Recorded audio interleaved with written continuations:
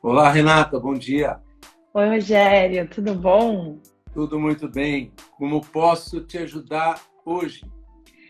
Rogério, primeiro quero agradecer por você estar aqui nessa tarde de quinta-feira para a gente poder tentar trazer um pouquinho mais de saúde mental para as pessoas. Nosso tema de hoje é bem bacana, mas antes dele eu vou me apresentar um pouquinho, vou pedir para você se apresentar, né? Eu sou a Renata, sou psicóloga, formada pela PUC do Rio Grande do Sul e sou analista, sou psicanalista em formação pelo Centro de Estudos de Psicanálise de São Paulo. Eu faço um trabalho na Bencorp com avaliação psicológica e com promoção de saúde mental e também atendo no meu consultório particular. Então, é mais ou menos por aí que eu transito, né? Se você puder contar um pouquinho de ti pra gente começar a nossa conversa.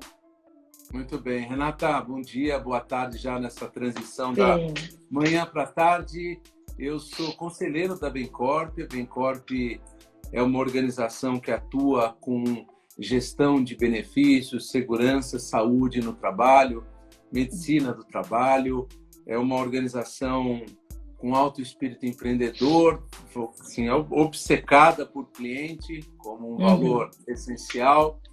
Isso, alguém que tem o tema de gente e de grupos de pessoas como propósito de vida, tanto pessoas e grupos de pessoas buscando juntas muito propósito no que fazem, integrar vida e carreira. E vai ser muito bom falar com você aqui sobre esse tema que é de bem-estar, né? Que é de bem-estar emocional, mental, físico. Vai ser muito bom Uhum. conversar aqui com você. E bom dia, Sim, boa tarde a todos que estão entrando aí. Já vi os nomes de alguns amigos queridos. Olá, pessoal. Vamos lá, sim. Renata. Vamos lá. Queria começar falando um pouquinho para o pessoal sobre o nosso tema da nossa conversa de hoje, que é a frustração, né? Bom, esse tema de frustração está muito presente na nossa vida sempre, mas agora mais do que nunca, porque a gente está vivendo um momento de extrema privação. E a frustração, ela é exatamente isso, ela é um fenômeno criado a partir de situações de conflito, de privação, ou de impossibilidade de satisfazer uma demanda ou um desejo, né, Rogério? Que é bem isso que a gente está passando agora. Essa frustração toda, ela gera muitos sentimentos negativos, né? Tristeza, sentimento de insucesso e até sentimentos muito parecidos com o da raiva. A frustração, ela pode ser muito comparada com a raiva. E ela vai ser maior ou menor de acordo com o grau de importância que aquele objetivo que você tinha e que você não conseguiu realizar tem para você. Então, quanto mais importante for aquilo, maior vai ser a sua frustração. E é importante a gente poder pensar que capacidade de tolerar a frustração é algo que está intrinsecamente ligado com bem-estar emocional, com bem-estar psíquico e com o teu desempenho em várias áreas da vida, né? Então é aí que eu queria começar te perguntando, como é que a gente faz para lidar com essa frustração enorme, esse sentimento de tristeza, de insucesso, de raiva, num momento de tanta crise, de incerteza e de instabilidade aguda. Muito bem. Renata, você sabe que a tua pergunta me fez lembrar uma vez, eu estava numa palestra na Embraer. Era Uhum. um encontro de líderes na Embraer e eu falava exatamente sobre complexidade, incerteza, num contexto em que eles pensavam sobre algumas questões estratégicas. Uhum. E eu mostrei um slide que era a foto de um sorvete. Imagina um sorvete de massa caído de ponta cabeça para o chão, ou seja, bem na direção da massa. Então Tá. era uma foto de uma casquinha com uma bola de massa aqui no chão, um sorvete que caiu das mãos de alguém. E eu mostrei essa foto e pedi para as pessoas darem uma manchete, né, para a Uhum. foto. E basicamente vários falavam palavrão, que droga, que porcaria e outras coisas menos educadas do que essas. Mas Uhum. teve um cara que levantou a mão, olhou para mim e disse assim: eu tenho uma frase para esse slide. Ainda dá para comer a casquinha. Olha, a maneira como cada um de nós é capaz de se reprogramar para olhar o evento, o mesmo evento que eu e você passamos, só que atribuindo a ele um possível novo significado. Aquela frase do ainda dá para comer a casquinha revela que, enquanto tem um grupo de motoqueiros parecendo muito perigosos, chegando numa cidadezinha, talvez o prefeito da cidadezinha olhe aquele monte de motoqueiro selvagem chegando e diga: eu já vou conversar com o delegado de polícia aqui que vai ter confusão. Enquanto o irmão deste prefeito é o dono da principal lanchonete da cidade, corre para pôr mais cerveja na geladeira. Porque esses caras estão chegando, eu acho que tem uma oportunidade aí. Então, tem uma primeira questão que é não deixar-se no stand-by.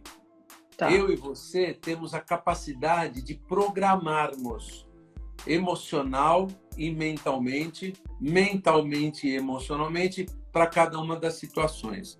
O pessoal que estuda felicidade e que eu mais gosto como lastro sério é a turma da Universidade da Pensilvânia. A turma da Penn University tem lá uma disciplina que é sobre psicologia positiva. Muitos que estão aqui, que eu conheço, conhecem bastante a temática da psicologia positiva. E a psicologia positiva veio, 5 anos atrás, com uma contestação grande ao fato de que a medicina e a psicologia, durante muitos anos, passaram tempo demais investindo na doença, falando da doença e não falando do bem-estar. E que a psicologia positiva poderia contribuir com aquilo que eles chamam de felicidade autêntica, mudando um pouco o foco do mal-estar para o bem-estar. E dizendo que, fortemente, felicidade autêntica não é estar alegre o tempo todo, não é sair gargalhando o tempo todo. Felicidade autêntica, ela é muito mais um efeito colateral de uma vida vivida em plenitude do que ela tem de luz e sombra, do que ela tem de dor e alegria. E, nesse sentido, eles têm uma ideia muito legal, que é, fortemente, o nível de felicidade autêntica de cada um de nós depende da capacidade de vivermos frustração, decepção. Quanto de desapontamento cada um de nós é capaz de viver. Olha, 2 caminhos básicos para lidar melhor com isso. O primeiro é: eu consigo reprogramar um pedaço do significado que eu dou às coisas. Um grupo de motoqueiros entrando na minha cidadezinha, talvez seja mais gente para tomar cerveja no meu bar do que fazer confusão na minha cidade. Talvez o sorvete para baixo seja a clara evidência de que ainda dá para comer essa boa casquinha. Então, primeira coisa, eu consigo me reprogramar para atribuir aos eventos um sentido e um significado que eu construo pela minha vontade intencional e consciente. A segunda parte dessa conversa sobre frustração, e que me parece que é a mais importante, é a necessidade, Renata, que eu e você temos de ter consciência para os nossos valores. E consciência para os valores pressupõe o seguinte: quais são aquelas coisas, Renata, que você tem na sua vida das quais você não está a fim de abrir mão? Quais são aqueles elementos que compõem o conjunto de coisas que você não vai negociar, que você vai fazer de tudo para preservar? Ora, essas coisas se chamam valores, os meus valores. Quando eu tenho consciência dos meus valores, o passo seguinte é ter consciência de como eu busco vivê-los com plenitude, por meio dos meus comportamentos. Então, eu tenho uma lista de valores e digo para mim mesmo: ok, para eles não serem só uma declaração teórica e discursiva, eu, para cada um desses meus valores, sei lá, prosperidade, segurança, realização, recompensa financeira, reconhecimento, amor, família, aprendizagem, não importa quais sejam os valores, a partir do momento que você fecha a questão em torno daquilo que você não topa negociar, o passo seguinte é se perguntar quais são os comportamentos que me fazem viver esses valores de verdade. Bom, quando então você tem a sua consciência para valores e para comportamentos, aí você monta um algoritmo dentro de você. E o algoritmo dá conta do seguinte: eu não sei como é que o dia de hoje termina.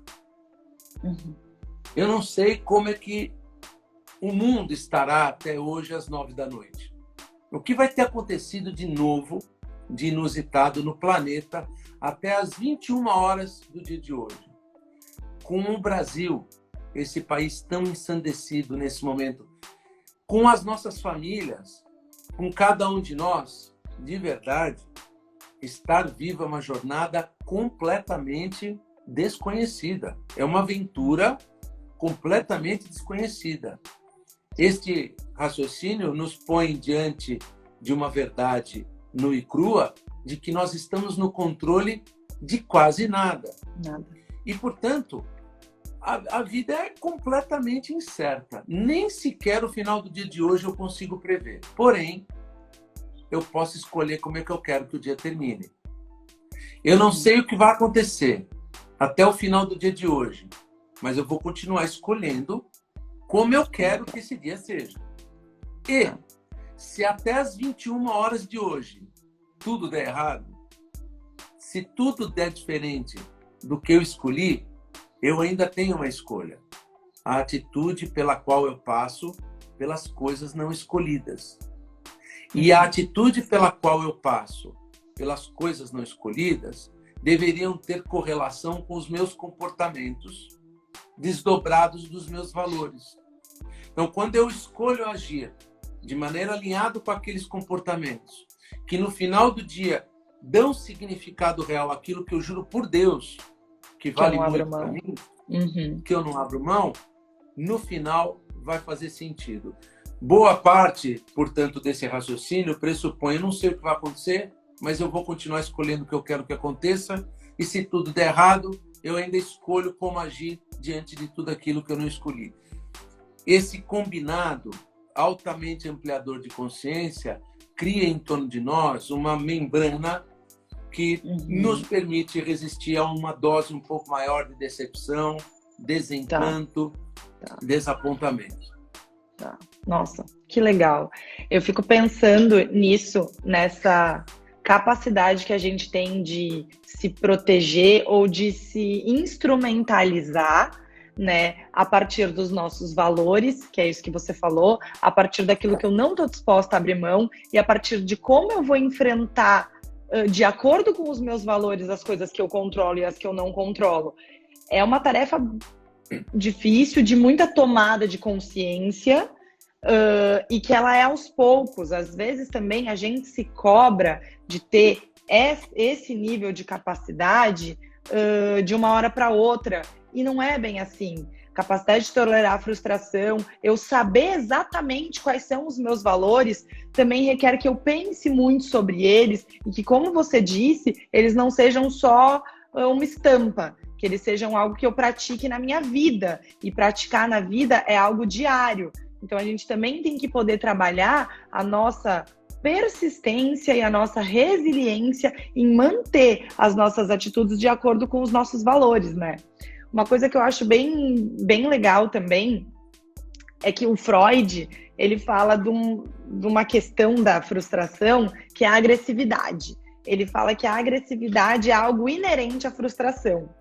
E aí tem um outro autor que eu também gosto muito da psicanálise, que é o Winnicott, que ele diz que essa agressividade, ela vai ser relativa de acordo com a nossa maturidade, que aí era o quanto eu me conheço, o quanto de instrumentos e quanto de valores bem estabelecidos eu tenho, né? Então, por exemplo, uma criança, ela não sabe lidar com a frustração, ela ainda não tem maturidade psíquica, valores bem estabelecidos, consciência própria para lidar com a frustração. Então, quando ela é frustrada, a resposta é uma descarga pura de agressividade, né? Só que uma coisa muito legal que o Winnicott diz é que um ambiente facilitador, um ambiente saudável, um ambiente potencializador é o que vai fazer com que aquele ser humano consiga adquirir ferramentas ou consciência o suficiente para saber quais são os seus valores, quais são aquilo que é importante para ele ou não, e assim ter capacidade de lidar com a frustração usando essa agressividade de forma boa, usando a agressividade como mola transformadora. E aí eu fiquei pensando na questão dos líderes, dos empreendedores, das empresas, de como eles fazerem, o que eles podem fazer para que o seu ambiente corporativo seja um ambiente potencializador, seja um ambiente facilitador, onde as pessoas que estão lá dentro consigam se sentir à vontade, potencializadas, fortes, para adquirir todas essas capacidades. Não sei se você poderia me falar um pouquinho sobre isso. Claro. Bom, para quem está chegando aí, bom dia. Eu vi a querida Soraya aí, vi o querido Baraldi, vi o Luiz Lula, alguns outros amigos da Bencorp. Bom dia a vocês. Se vocês quiserem convidar amigos para participarem aqui do bate-papo com a Renata, aperta esse aviãozinho que está aí embaixo, você aperta e você conecta alguém que talvez possa tirar um benefício importante desse nosso papo. Renata, essa primeira parte que você trouxe, do quanto estamos preparados para lidar com frustração, me pôs a dizer a você que de duas formas. Primeiro, com uma reprogramação do jeito como damos significado às experiências, e em segundo lugar, governando a si mesmo de maneira alinhada aos seus valores. Dentro dessa história maravilhosa que me inspira muito, que é, bom, eu de verdade não sei o que vai acontecer, mas eu continuo escolhendo como eu quero que as coisas aconteçam, e se tudo der errado, eu ainda posso escolher como agir diante de tudo aquilo que eu não escolhi. E aí você traz como é que a gente olha isso para a vida corporativa. Bom, a vida corporativa de todo mundo começou quando a gente era criança, né? Porque, de verdade, a escola é uma imitação da empresa, a empresa é uma imitação de como o exército se organizava séculos atrás. A gente, nessas instituições, no seu design, de verdade, a gente evoluiu muito pouco. Entra todo mundo na mesma hora, bate o sinal, aí desce, sobe, é aquele monte de gente para lá e para cá, quase que num filme, às vezes, de gente sonâmbula. E na escola, lembra o que aconteceu com você. Você ia para a prova de matemática e ou era acertar ou errar. E aí o julgamento vinha por meio de uma nota. Eu conheci um case de uma escola americana que já para construir na criança esta membrana forte que lhe permite viver desapontamento e, sobretudo, viver insucesso, a professora corrigia a prova de matemática, aí ela sinalizava o que você tinha errado, aí ela te pedia ela te dava um tempo para a criança corrigir usando o que acabou de aprender e refazer as mesmas questões, e aí, portanto, ter uma nota depois da primeira experiência de eu errei, eu fracassei, mas eu pude corrigir e aí pude ter outra nota. Infelizmente, Renata, estamos falando de uma escola na costa oeste americana. Em geral, eu e você fomos binariamente preparados para ou acertar ou errar. E, de verdade, a capacidade de viver em sucesso e de superar o erro é alguma coisa atrofiada na maioria de nós. E é assim que a gente entra na organização. Como é que a organização pode contribuir para isso? Bom, a primeira coisa, Renata, uma parte imensa das pessoas não está dizendo, esta imensa maioria não está dizendo para os seus líderes o que eles mais precisariam ouvir. O que eu quero dizer com isso? As organizações ainda são muito marcadas na relação líder e liderados por medo. Medo de dizer o que penso e sinto. Medo de consequências negativas. Se isso já é ruim em situações de temperatura e pressão normais, porque seria melhor na turbulência. De verdade, durante a turbulência como a atual, a gente espera um envolvimento ainda maior das pessoas, um envolvimento ainda mais de corpo e alma no que fazem, que elas possam aportar por aqui um algo a mais. Mas como? Se elas têm medo de dizer o que pensam e sentem. Eu, com os meus sócios, nós realizamos pesquisas de engajamento, e as pesquisas de engajamento, a metodologia que a gente usa é a do MEDDIC. As pesquisas de engajamento que a gente usa dão conta de dizer que quase 40% das pessoas alegam que têm muito medo de dizer o que pensam e sentem para os seus chefes. Então, imaginar que isto possa trazer as pessoas para um bem-estar altamente positivo e engajado com o envolvimento de corpo e alma é ficção. Então, a primeira coisa é criar um ambiente de proximidade pessoal, de calor humano, em que as pessoas naquelas equipes conheçam umas às outras com um razoável nível de intimidade.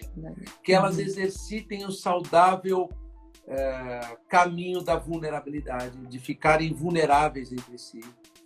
E com esta intimidade e com a capacidade de ficarem vulneráveis uns com os outros, cria-se naquele grupo, na organização, uma palavra mágica chamada confiança.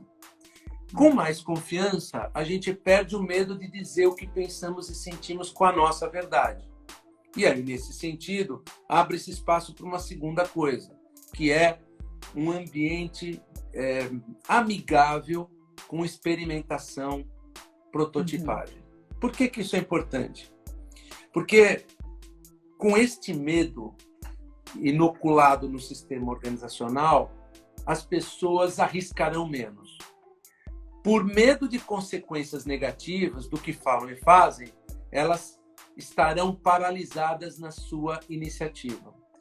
Mas o que uma organização precisa de mais, sobretudo numa crise, é gente pronta para se envolver positivamente na busca de ideias não só novas, mas talvez inovadoras. A gente olha para trás e não vê parâmetro dessa crise num copiar e colar com a crise vivida em outros momentos. O que vivemos hoje é por demais inédito.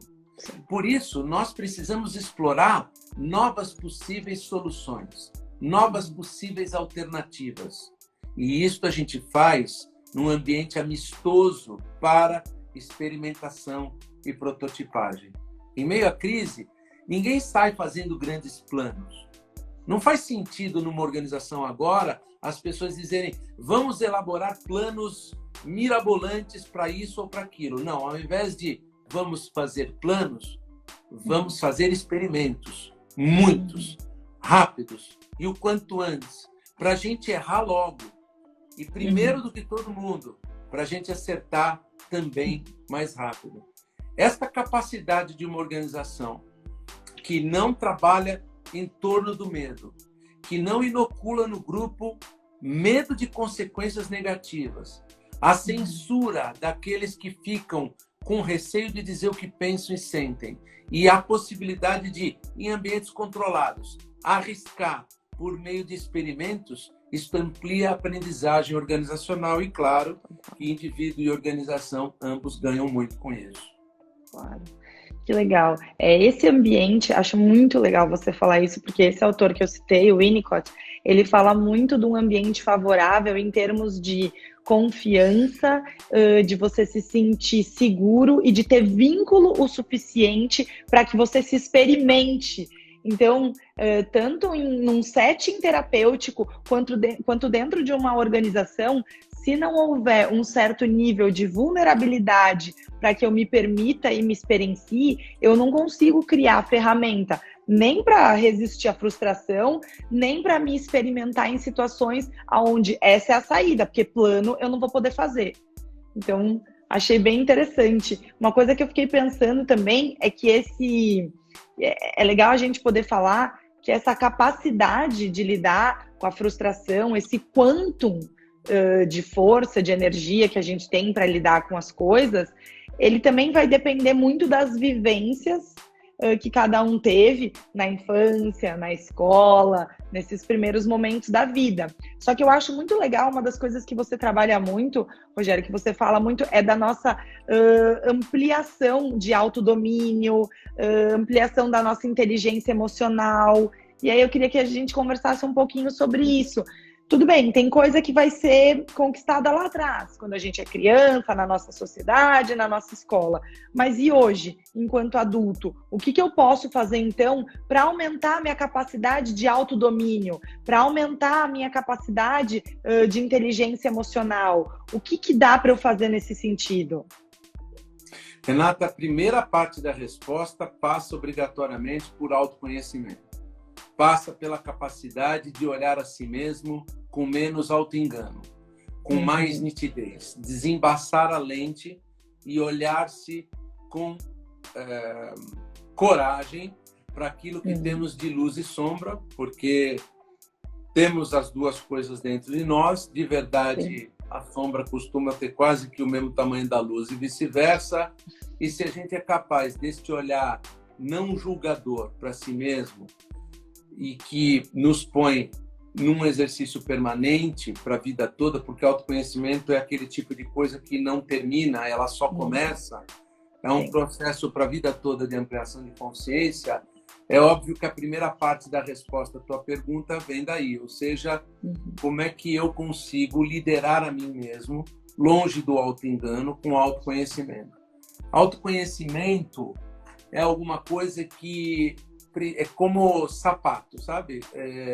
Precisa caber bem no formato do nosso pé, no tamanho do nosso pé, quão gordinho ou quão magrinho está o nosso pé. Porque alguns vão topar autoconhecimento por um caminho terapêutico normal, de aconselhamento tradicional, quer com psicólogos, como no teu caso, quer com coaches voltados para o tema de carreira.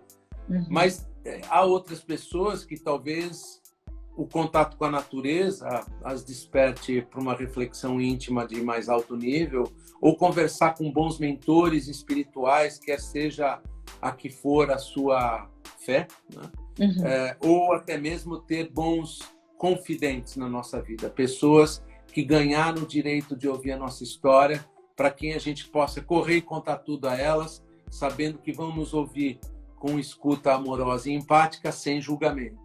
Então, a primeira parte dessa questão da inteligência emocional passa necessariamente por fazer amizade consigo mesmo.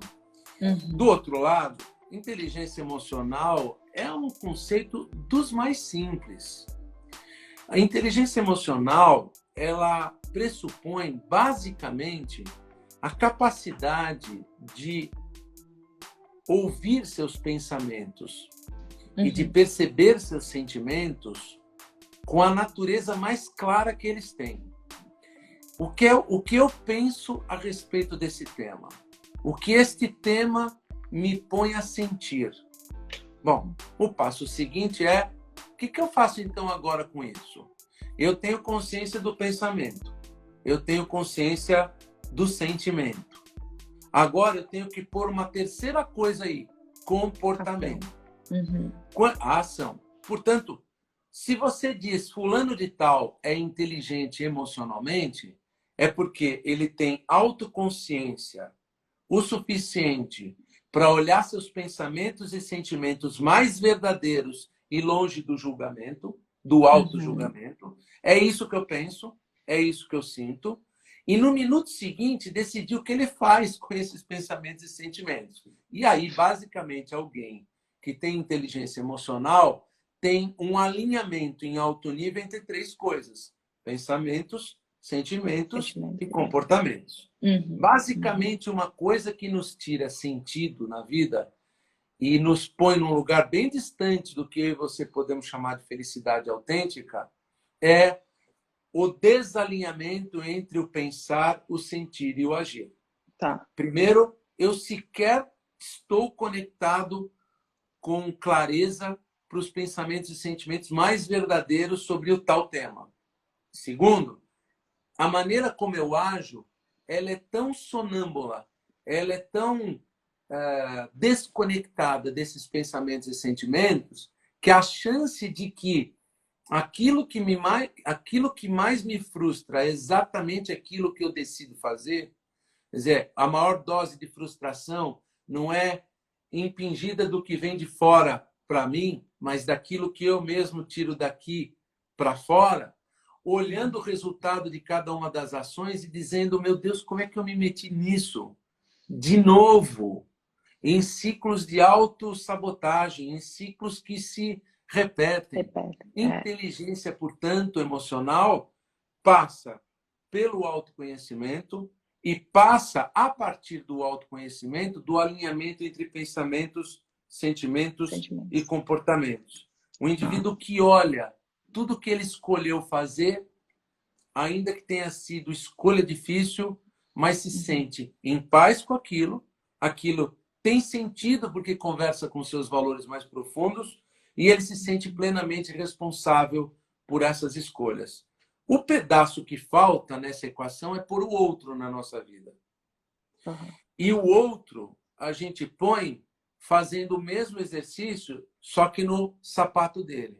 O que significa, portanto, aí usar a inteligência emocional para construir relacionamentos de alto nível. Eu entendo como a Renata pensa sobre esse tema.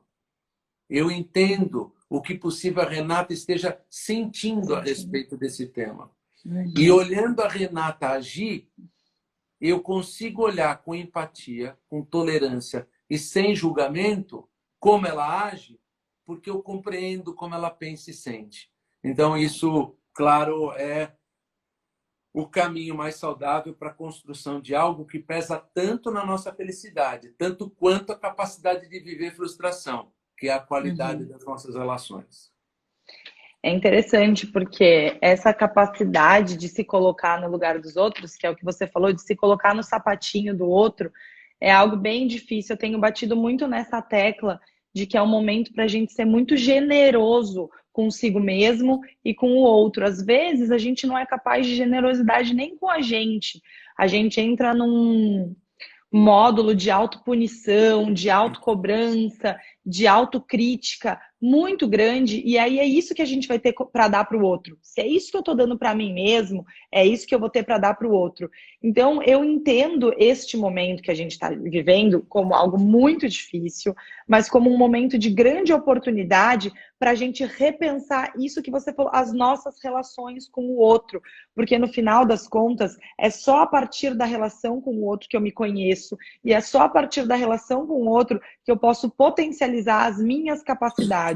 Então, se eu não conseguir exercitar essa capacidade de olhar para o outro e para mim, com mais generosidade, mais empatia, eu não vou conseguir desenvolver toda essa inteligência emocional. Às vezes as pessoas pensam que inteligência emocional é uma coisa muito ligada só ao racional, ao pensar. E é bem isso que você falou, são essas três coisas andando juntas com o outro elemento que é uma outra pessoa.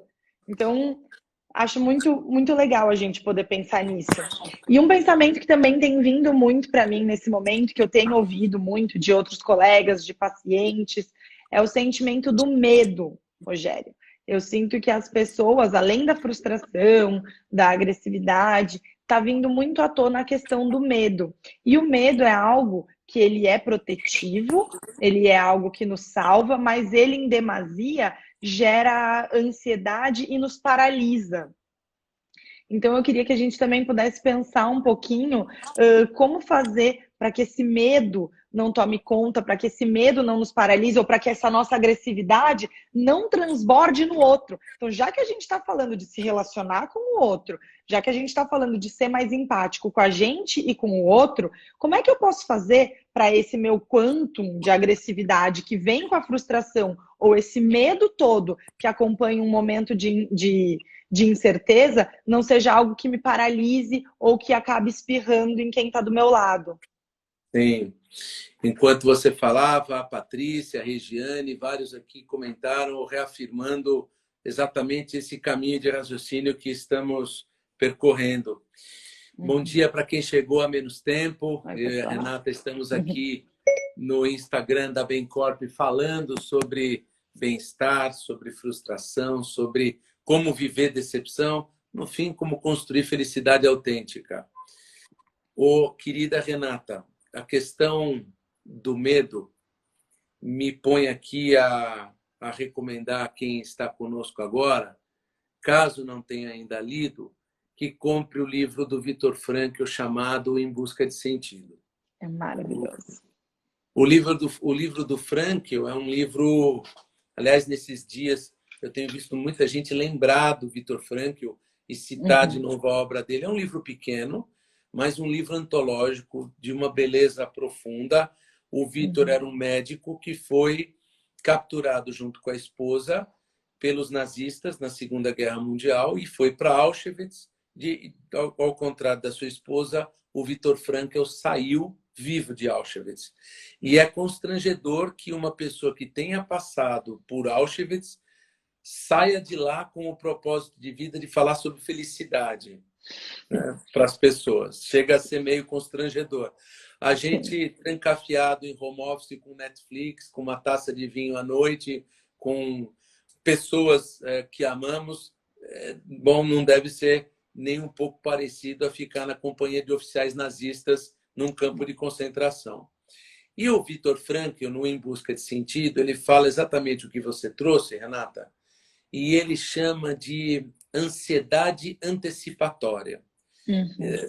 Tentando colocar isso num exemplo simples. Vamos supor que alguém que esteja aqui conosco sofreu de insônia algum dia dessa semana ou dessas semanas. Eu tenho escutado gente falando sobre insônia nessas épocas de quarentena. Aí, eu fiquei, vamos supor, a madrugada inteira acordado, com os dois olhos enormes, sem conseguir dormir. Durante este meu dia, eu começo, em razão do medo de não dormir de novo, ficar ansioso e ficar com uma intenção, olha só, com uma intenção e com uma atenção excessivas sobre o dormir. Então, esta ansiedade antecipatória, eu preciso dormir, me põe numa intenção e numa atenção excessiva sobre o dormir, receita certa para que esse nível de ansiedade gere exatamente o que eu não quero. Ou seja, a ansiedade antecipatória, perdão, ela faz com que o medo produza exatamente o resultado que ele teme. Bom, qual seria a solução? Aí o Viktor Frankl sugere uma coisa chamada desejo paradoxal, intenção paradoxal. Deliberadamente, o indivíduo faz o seguinte exercício. Quer saber? Eu quase falo um palavrão. Dane-se. Eu não vou dormir mesmo. Quer saber? Possivelmente ninguém consegue ter a insônia mais infame do que a minha. Talvez eu não durma hoje. Quer saber? Acho que eu não vou dormir nunca mais na minha vida. E ele faz uma coisa importante para trabalhar a neurose. Ele ridiculariza a si mesmo. Ele usa sarcasmo consigo mesmo e humor consigo mesmo. O humor, com alguma leveza, com algum sarcasmo, com alguma autoironia, faz com que o objeto do medo comece a dissolver, comece a perder força naquilo que o Viktor Frankl chama de derreflexão. Uma palavra esquisita e feia em português, é tudo junto, derreflexão. Ou seja, é como colocar o medo no micro-ondas e deixar que ele derreta impiedosamente. Basicamente, esse esforço de desejo paradoxal, de usar ironia e sarcasmo, exagerando a situação do nossa, eu tenho medo de transpirar. Nossa, então hoje eu vou encher um balde de transpirar. Hoje eu tenho medo de dormir, então eu vou ser o maior campeão do mundo da insônia. Ele cria um contexto em que a derreflexão diminui o tamanho do medo e é um bom combate ao medo neurótico. Depois disso, o cara dorme. Que nem um bebê. Que nem um bebê. Mas, para isso, ele precisa ter ter este nível de consciência consigo mesmo, de que eu preciso reconhecer, trazer para a consciência de que o que eu tenho é um medo neurótico. E esse medo neurótico está me causando uma intenção e uma atenção excessivas sobre isso. Eu preciso lembrar que a ansiedade gera o medo que produz o que eu mais temo. E a intenção excessiva inviabiliza o que eu mais desejo. A consciência para esses algoritmos transforma boa parte das nossas realidades. Que legal. Fico pensando nisso tudo que você está falando, como o nível de consciência é importante, ele é imprescindível. Então, antes a gente estava falando sobre ampliar o nosso autodomínio, a nossa inteligência emocional e como isso passa pelo autoconhecimento, né? E autoconhecimento é consciência. Consciência transforma, isso é, né? É uma coisa, é uma verdade absoluta. Agora a gente está falando, eu ter consciência do meu medo neurótico, entender o que ele está fazendo com os meus pensamentos, é o que vai me permitir fazer esse truque que você estava explicando do. Então tá, então com o sarcasmo eu vou trazer isso com uma força tão grande que ele vai se derreter. Ou seja, tudo passa pela consciência. E isso é uma coisa que eu sinto que a gente vem num tempo que, por mais que se fale muito sobre tomada de consciência, a gente ainda evita demais entrar em contato com aquilo que você disse antes, que é a nossa luz e a nossa sombra. A gente evita entrar em contato com os nossos sentimentos. Por que que eu penso que tá tão difícil ficar em casa? A gente desaprendeu ficar dentro. A gente desaprendeu ficar dentro de casa, dentro de nós mesmos, dentro dos nossos pensamentos, dentro da nossa consciência. Então, é muito complicado quando a gente se vê obrigado a fazer isso. E aí muita gente acaba achando outras estratégias, que pode ser trabalhar demais, se exercitar demais, ou ficar com pensamentos masturbatórios, pensamentos enlouquecedores que te tomam o dia. Tudo isso para não fazer uma das principais coisas que vai te libertar disso tudo, que é a tomada de consciência.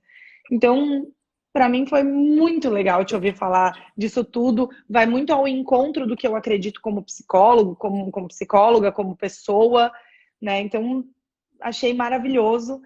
E queria perguntar se tem mais alguma coisa que você gostaria de nos dizer, nos colocar, o que mais a gente pode acrescentar nesse nosso encontro de hoje e ver se alguém quiser. Eu vi que tem várias pessoas fazendo comentários bem legais.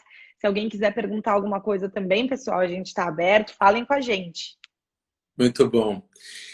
Olha, eu tenho, para a gente começar a caminhar para a reta final do nosso papo, tem muita coisa na mitologia que traz revelação inspiradora para um momento como esse, né? Uma das coisas que eu reli outro dia na mitologia que me inspirou muito, Renata, foi o mito do Anteu. O Anteu era um lutador, né, gigante, absolutamente combativo e muito bom na briga. Ele era filho de Gaia com Poseidon, né? Então, o deus do mar com a deusa da terra. A deusa da terra. A deusa da terra, Gaia.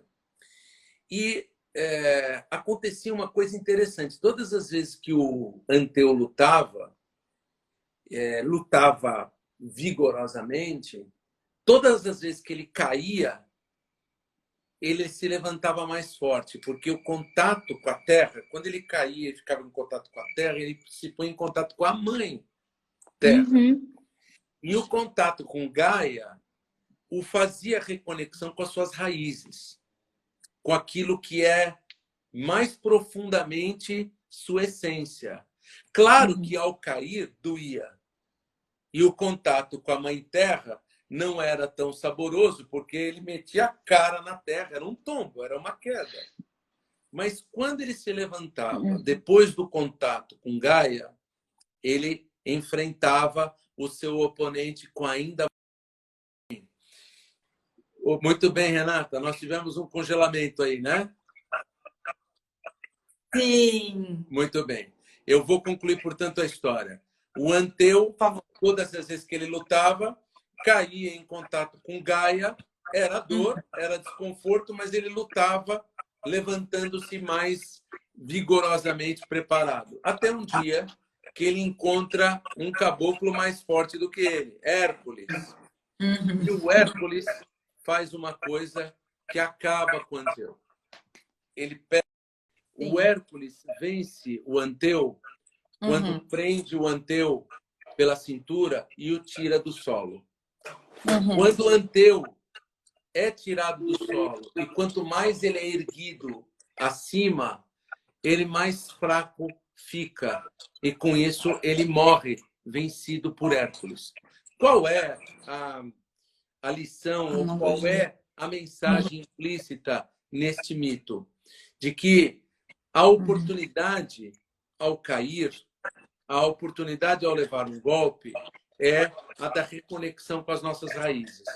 Você, a partir de um golpe, de uma queda, você só volta ao solo firme do embate diário se você estiver ancorado nas suas raízes. A conexão e a reverência com tudo aquilo que veio antes de você, que te antecedeu, na história, nas pessoas, e, portanto, a conexão com a tua essência, com o teu DNA mais verdadeiro. Isto faz com que cada um de nós possa subir a superfície e ficar ainda mais forte. Claro que o mito de Anteu, quando ele é levado às alturas, lembra um pouco o caminho de um ego perdido, o caminho de um ego na direção da soberba ou da arrogância. Também lembra um pouco o manter-se no solo, conectado também com o ego no lugar certo, né? Lamentando que o finalzinho aqui da nossa conexão ficou ruim, mas agradecendo a você, Renata, pelo papo e a todos vocês que ficaram com a gente aí nesses minutos, desejando que esse meu mantra, que tanto me inspira, consciência transforma a realidade, possa também inspirá-los não só hoje, mas nesses desafios que temos juntos pela frente. Ai, Rogério, quero te agradecer imensamente pelo teu tempo, pelas tuas palavras, por tudo que tu trouxe de ensinamento para a gente, de reflexão.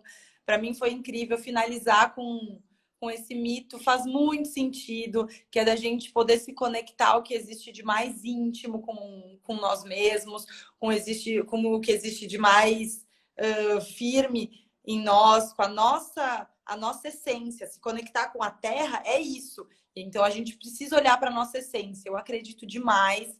Agradeço a todo mundo que esteve aqui, que participou, que nos ouviu.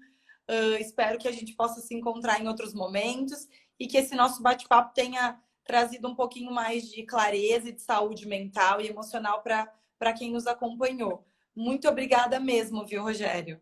Um abraço, Renata. Consciência transforma a realidade, pessoal. Ótimo resto de dia para vocês. É isso aí. Tchau, tchau, pessoal. Obrigada.